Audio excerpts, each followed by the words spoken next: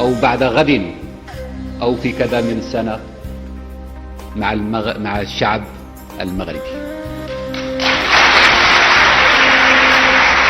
فنلتقي.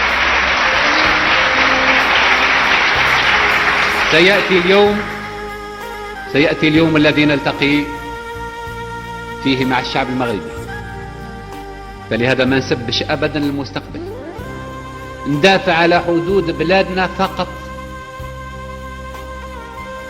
ندافع على حدود بلادنا فقط، ونقولوها بكلمات بسيطة، بكلمات واضحة. أما بالنسبة للشعب المغربي المدفوع المغلوب على أمره، هو مدفوع في سياسة الهروب إلى الأمام، علينا نحن كأبناء شعب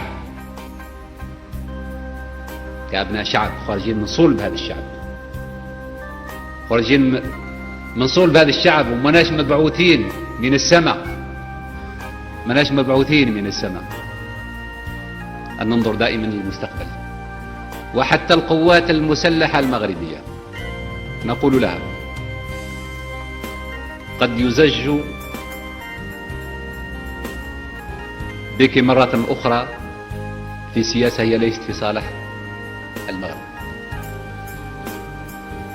هي ليست في صالح المغرب وليست في صالح الشعب المغربي. هذه القوات المسلحة نتمنى أن تنظر وأن تفكر فيما حولها، للناس اللي راها تقتل فيهم هم ناس عرب ومسلمين، وأن الشيء اللي راه يطلب منها ملك البلاد هو أن تعتدي على حرمة وعلى وحدة بلد شقيق. فنتمنى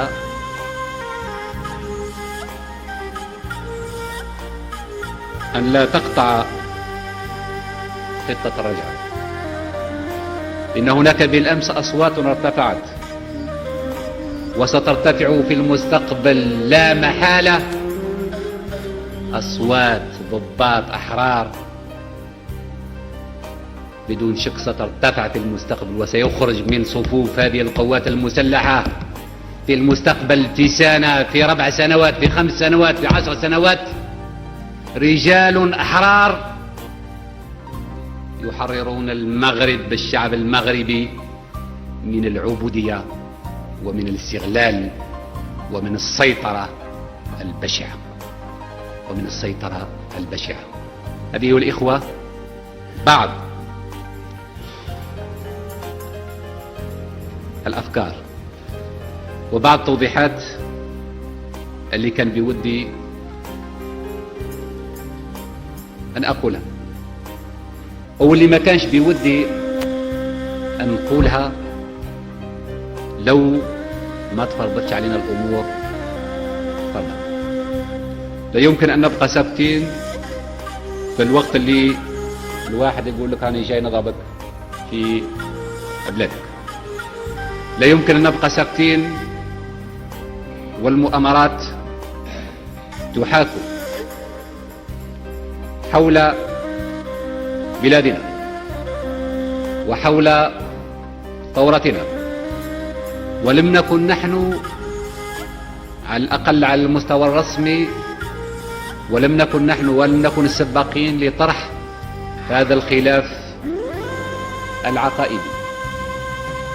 العقائدي بين الثورة الجزائرية، بين ديمقراطية الثورة الجزائرية وديمقراطية المملكة الموروثة عن العهود الغابرة. نعم، نفتخر بديمقراطيتنا، نفتخر بهذه الديمقراطية التي حررت الفلاح وأعطته الأرض، نفتخر بهذه الديمقراطية التي ألغت الضرائب على الفلاح، نفتخر بهذه الديمقراطية التي صنعت البلاد، نفتخر بهذه الديمقراطية التي فرضت أو سنت التعليم لكل أبناء البلاد. نفتخر بديمقراطية الجامعات، بناء الجامعات والمدارس والمعاهد في كل جهات متاع البلاد. نفتخر بديمقراطية الطب المجاني. نفتخر بديمقراطية أن لا سيد في هذه البلاد، أن لا سيد في هذه البلاد، وأن الشعب هو السيد. أن لا سيد في هذه البلاد، وأن الشعب هو السيد. نعم، سمعنا يتكلموا قال بديمقراطية أو ديكتاتورية الحزب الواحد. نفتخر بكل الشيء اللي نعملوا فيه، وشعبنا يفتخر. والشمس ما تقدرش تتغطى بالغربال. ما أنجزته الثورة الجزائرية في 15 سنة، وما أنجزه الآخرون في أكثر من 15 سنة. نفتخر بكل هذا اليوم، ونفتخر به غدا، ونفتخر به بعد غد. ولا يمكن أبدا أن نفتخر بديمقراطية البوس على اليد والبوس على الجلبة، لأننا شعب حر، لأننا أسياد. وهذه ديمقراطيتنا، هذه ديمقراطيتنا، وشعبنا على كل حال يفتخر بها، لأنها حررته من الاستغلال، حررته من الاستعباد، حررته من التبعية، حررته من أي نفوذ أجنبي. نفتخر بكل هذا.